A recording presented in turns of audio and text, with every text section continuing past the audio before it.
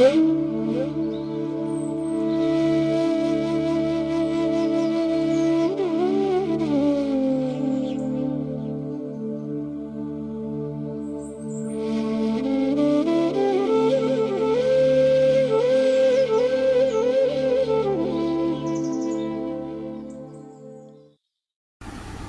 জননীং শারদাং দেবীং রামকৃষ্ণং জগৎগুরুং পাদপদ্মে তয়ো শ্রিত্বা প্রণমামি মুহুর্মুহু। নমস্কার। শ্রী শ্রী ঠাকুর, শ্রী শ্রী মা এবং স্বামীজি মহারাজের রাতুল চরণে সাষ্টাঙ্গ প্রণিপাত হই।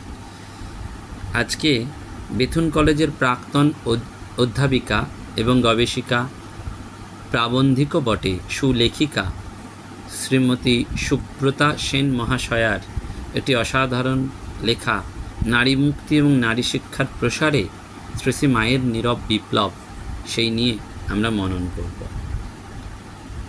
আমরা প্রত্যেকেই জানি যে মুক্তি এই শব্দটা বাইরের দিক থেকে নির্দেশ করে পারিবারিক, সামাজিক, অর্থনৈতিক, ধর্মীয় জীবনে বৈষম্য এবং নিপীড়নের বন্ধন থেকে অব্যাহতি, যাতে সমাজভুক্ত যে কোনো ব্যষ্টি এবং সমষ্টি সত্তা তার পরিমণ্ডলে একটা মানুষের মর্যাদা পায়।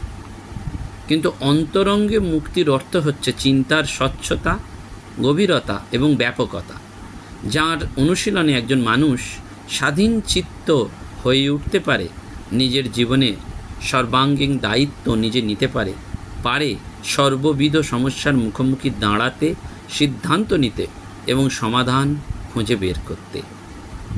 সেজন্য মুক্তি এবং শিক্ষা এটি ওতপ্রোতভাবে জড়িত।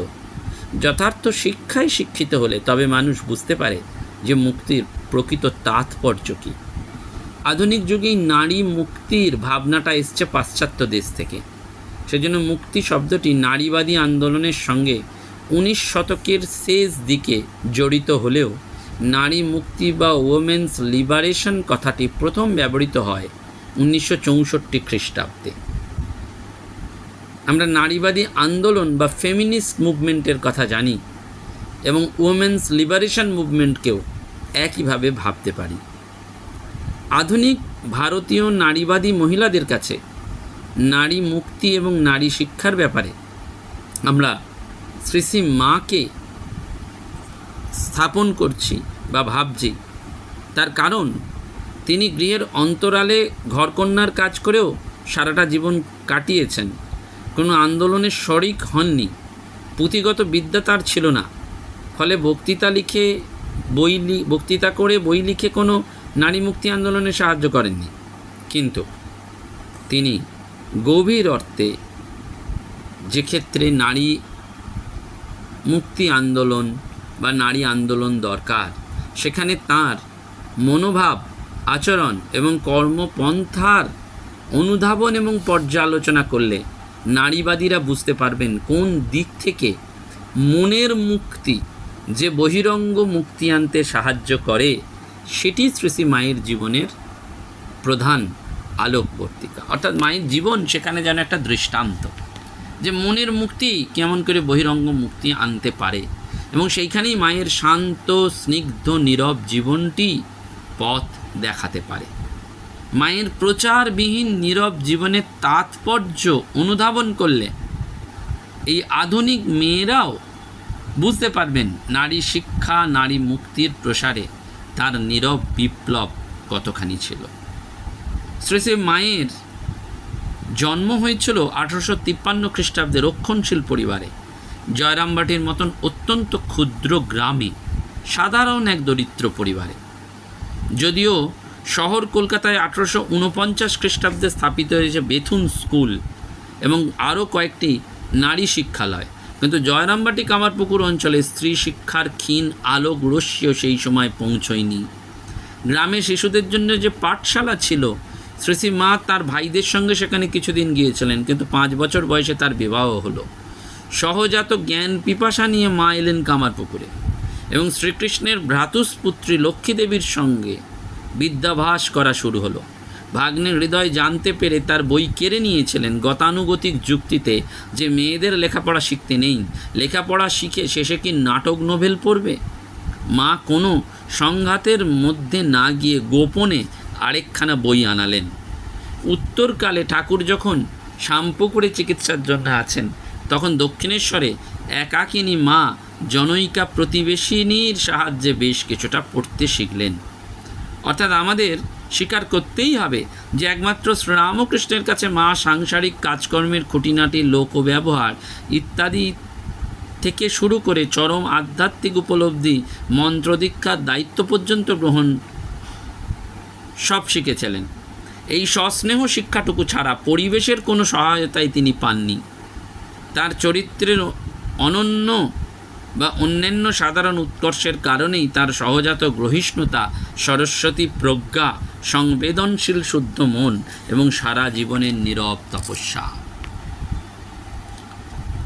এবং ত্যাগী ভক্তদের মধ্যে নরেন্দ্রনাথই প্রথম শ্রী মায়ের এই আধ্যাত্মিক এবং লৌকিক মহিমা উপলব্ধি করেছিলেন। সেজন্য মায়ের ঐকান্তিক আশীর্বাদ অবলম্বন করেই স্বামীজি আমেরিকায় গিয়েছিলেন এবং সেই আশীর্বাদ মর্মে মর্মে অনুভব করেছিলেন যে শ্রী মায়ের কৃপাতেই বিদেশের মাটিতে তার অভাবনীয় সাফল্য ঘটেছে। স্বামী বিবেকানন্দের আমেরিকা যাওয়ার 100 বছর আগে 1792 খ্রিস্টাব্দে পাশ্চাত্য দেশে নারীবাদী আন্দোলনের সূত্রপাত হয়। ভারতবর্ষের তুলনায় পাশ্চাত্য দেশের নারীর জাগরণের পটভূমিকার পার্থক্য অবশ্যই ছিল। ভারতে উদারমনস্ক পুরুষেরা নারীর শৃঙ্খল মোচনের জন্য চেষ্টা করেছিলেন, আর পাশ্চাত্য এ ব্যাপারে তৎপর হয়েছিলেন মেয়েরাই। 1879 খ্রিস্টাব্দের ফরাসি বিপ্লব পাশ্চাত্য সমাজে যুগ পরিবর্তনের সূচনা করেছিল। সেই সময় মানুষ নিজেই নিজের ভাগ্যের নিয়ন্তা, এই মত প্রবল হয়ে উঠেছিল। পরবর্তীকালে আমরা দেখতে পাই যে শ্রী মায়ের জীবন কিভাবে এই নারী মুক্তি এবং নারী শিক্ষার বিকাশ ঘটায়। আমরা যখন এই মায়ের চরিত্র মাহাত্ম্যের দিকে তাকাই, তখন মনে হয় প্রথমেই যে তার এই ধীর স্থির যে উপস্থিতি, সেটাই বিদুষীরা কিন্তু প্রথমে অনুভব করেছিলেন।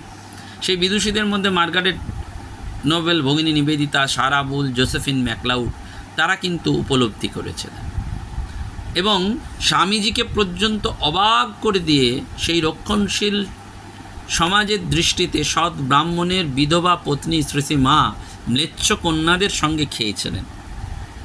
নিবেদিতার ভাষায়, এর দ্বারা আমরা জাতে উঠেছি। মাকে একটা কঠিন প্রশ্ন করেছিলেন সারা বুল, গুরুর প্রতি আনুগত্য বলতে কি বোঝায়? মা দ্বিধাহীন কণ্ঠে জবাব দিয়েছিলেন, কাউকে গুরু নির্বাচন করলে আধ্যাত্মিক বিষয়ে তাঁর সব কথা শুনতে ও মানতে হবে, কিন্তু ঐহিক ব্যাপারে নিজের সদ্বুদ্ধি অনুসারে কাজ করতে হয়, সে কাজ গুরুর অনুমতিতেও না হলেও। বহুজন পূজ্য অবতার পুরুষ স্বামী যার গুরু, আবার ভারতীয় পটভূমিকায় পতি পরম দেবতা রূপে আরাধ্য, সেই পরিস্থিতিতেও শ্রী মায়ের এই স্বাধীন চিত্ততা, বিচারশীলতা এবং যুক্তিনিষ্ঠ সহজ উদার সিদ্ধান্ত সারা বুলকে বিস্মিত করেছিল। বস্তুতপক্ষে মা নিজে সেই নীতি বরাবর পালন করে এসছেন। একদিকে তার ছিল অপার গ্রহিষ্ণুতা, শ্রদ্ধা, নিষ্ঠা। তিনি শ্রীরামকৃষ্ণের কাছ থেকে লৌকিক এবং আধ্যাত্মিক বিষয়ে শিক্ষা গ্রহণ করেছিলেন, আত্মীকরণ করেছিলেন, কিন্তু লোক ব্যবহারটি তিনি নিজের বিচার বুদ্ধি অনুসারেই করেছেন। অর্থাৎ